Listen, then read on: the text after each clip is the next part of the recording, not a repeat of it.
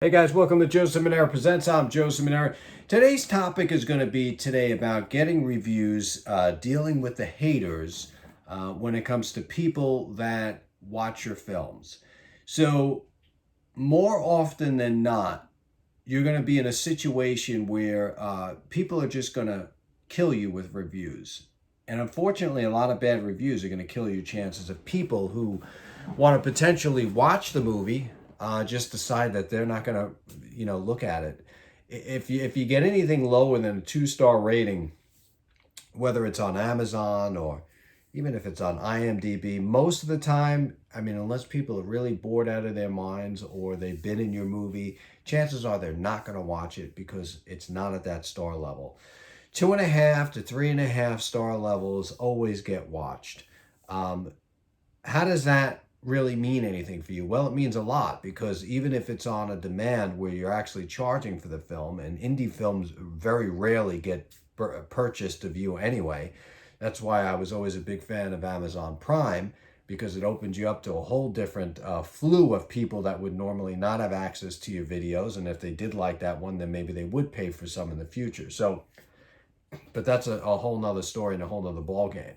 The reality is the stars matter, the reviews matter as well.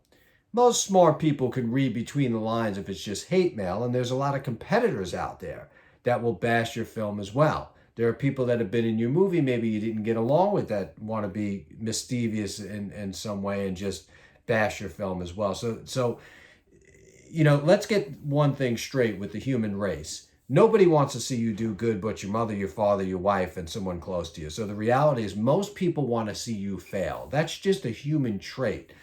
We are not ready to evolve past that as human beings. And most people are going to love and hope to see you fail. So once you know that in your brain, before you take on a project that's going to be introduced to the actual public, and when it's introduced to the public, they have opinions. They yap, they chatter, they talk. So you got to get used to it. And you have to have rhinoceros skin, because if insults and stuff like that bother you, my friends, you're going to be out of the business. You're actually in the wrong business. So you're opening up yourself for criticism. So you should welcome it and try to see between the lines that some people are just born miserable and all they want to do is create bad reviews, and you'll be able to recognize those people, and it'll hopefully make your process a lot smoother to read through it. Or you can get a legitimate bad review that you might be able to change what it is that you might be doing. There's an old fable called The Emperor's Clothes, right? The emperor had no clothes, and I won't go through the whole thing with you now. You really want me to? All right. The emperor paraded around the streets naked, believing himself to be dressed in magical new finery, and no one said a thing. The town elders, experienced in these things and familiar with the ways of emperors, proclaimed the non existent clothes beautiful. Now behold the most naive of them all, a young boy, who had never observed emperors before. He saw no clothes at all, and he said so. He reacted honestly because only he was uninhibited by experience and familiarity. You see, you need to not just take a wise look at your business, but a naive one. You want someone to point out the follies you and others too close to the business are missing. You need to stop, look, and have an outsider help you look. Find a boy to tell you what your emperor is wearing. The moral of that, I've learned to recognize it, it's become a bedtime story, is if you step out of the box and listen to what people say sometimes, you might actually learn something. So just because you get a whole bunch of negative feedback about your film or TV show isn't the time to get insulted, upset, or not be able to take constructive criticism. It can be an excellent learning tool for you to change stuff. But let's go back to the haters, the hiders, and the people who are probably living in their mother's basements and doing nothing but their life, but go on and bash reviews and bash films and stuff like that. Most of these people never even created anything in their life. And to actually bash your film project, I remember talking to somebody, it was some interview, and I think it was Fangoria. And I said, I never saw a bad independent film. And I said, never. And I said, no, because I make films. I know how difficult it is to put films together and the amount of effort it does. You have to find and look at that when you're looking at a movie. Sure, there's films that aren't really that good, but you have to look and appreciate the effort on somebody who has a tiptoe, low budget or maybe no budget to film, and they're trying to be as creative as they can. You have to respect that, not only as a filmmaker, but as an artist. So, how can you get good reviews for your film other than making a kick-ass movie that everybody loves? I don't recommend filmmakers finding other filmmakers and swapping reviews. I'm telling you that is something that went out of style years ago. Amazon is privy to it. A lot of other sites are privy to it, and they just won't allow it. You have a marker, you have trackers out there on the internet. They know where it's coming from, and you're going to end up getting your account banned. So really the best people to rely on reviews, other than the people who watch it, are definitely people who have been in your film. Their friends and families. That first 30 days is the most critical place, especially on Amazon. That first 30 days to get reviews are very, very, very important, because it puts you in a certain tier bracket of Amazon's recommended list. Once you're on that playlist after the 30 days and you've got, I think it's like 65 reviews you have to have above a 3-star, you'll get put on that tier, that second tier. And if you do better and better and better, you just start climbing up. But most people sort of max out at that level. And that's fine to max out at that level, especially if it's Amazon Prime, because it's going all over the place and people are seeing it and your audience is growing. What else can you do?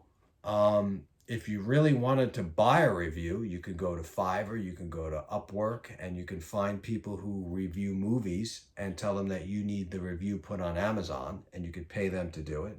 Again, but this is all really going up against the grain and being counterproductive, because, I mean, what are you going to do? You're going to pay for 100 reviews? That probably wouldn't be a bad idea. You'd get into that analytics. But the reality is you don't want to start to get that in as a habit. But I will tell you that you have to do whatever you can for that first 30 days to sort of put you in that higher class.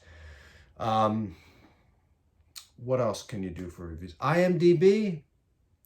I've always found that the professionals in the industry are really the ones that look for the IMDb. Like, someone looking for a good movie might look at it and say, oh, it's got, 6 stars on IMDb. But the reality is, it's not a gauge right now to decide. It's not a Rotten Tomatoes, not yet at least. But the Amazon is very important.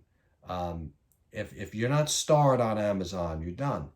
And it's like I told you, you're going to have haters follow you all over the place. I've been in the industry for a long time, TV many years, and these dumbasses will write anything to get you upset. You have to learn to look right past it. And hopefully there's some value in what they're writing anyway, even if it is negative, so you can learn from it. But a lot of times they're just going to talk to be heard, and they just want to start that email thread of everybody jumping on you when you're trying to do something creative in the industry, shine a little bit, and you're taking nothing away from them, but they want to take everything away from you. And then God forbid down the line, if you get a little successful, wait till you see the haters that come out there. So be ready to go with haters coming at you. I guess with really anything you do in life, you're going to have people that just don't want you to succeed. And that's fine, because you roll right over those asses and you get it done. You do what you got to do.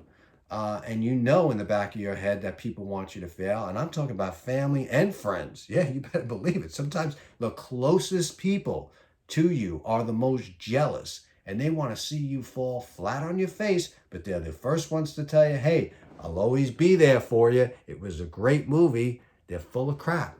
They're the ones right on the front of the picket line throwing something at your ass when you're down. So go in it solo, good mind, good positive attitude. Try to make the best movie you can. Promote the heck out of it. Whether you think it's good, whether it was your project, you put your blood, sweat, and tears into it, and really get it out there. I've seen so many good filmmakers, man, and I'm talking about probably hundreds of filmmakers over the years that got so many bad reviews on their first film, and they had talent. They just couldn't find their niche. They just couldn't get it right. Maybe on their first one, they got so many bad reviews. Some of them just completely left the industry. Completely. They just got completely cracked. They let people outside with their little opinions ruin their dreams, their hopes, their ambitions, and stuff like that. So know this. 97% of people want to see you fall flat on your face, roll right over those son of a bitches, and then get your shit done. And I'm talking about get it done, because you have a lot to show for the world, and you just need to get your creativity out there and ignore what everybody says. And but look at every review. Look at every review and evaluate it. And remember, the emperor's clothes. Take a step back and evaluate it. Is this person right? I mean, is my camera angle so shitty? Is the camera really shaky? Maybe it is. Maybe the sound really is garbage. The color is totally ass. You know, all this stuff can help you on your next picture. And you just start spitting these things out one after the other. You'll get them out there. And, you know, you'll be so famous down the road that they're going to look at your first and second films that were even the most shittiest. And they're going to become famous too. Because that's how this crazy, stupid ass world works. Okay? I hope you learned something on this video.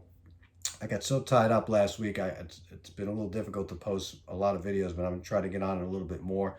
And do me a favor, like and subscribe to this channel. Click the subscribe button now, please, before you leave. It's going to really motivate me to come back and do more videos. And then also, if anybody ever wants a one-on-one conversation, I do those as well. Look for the description down below on how you can go about doing that. Lights, camera, action. Good luck making a movie. And don't care what anybody says about it. Believe me.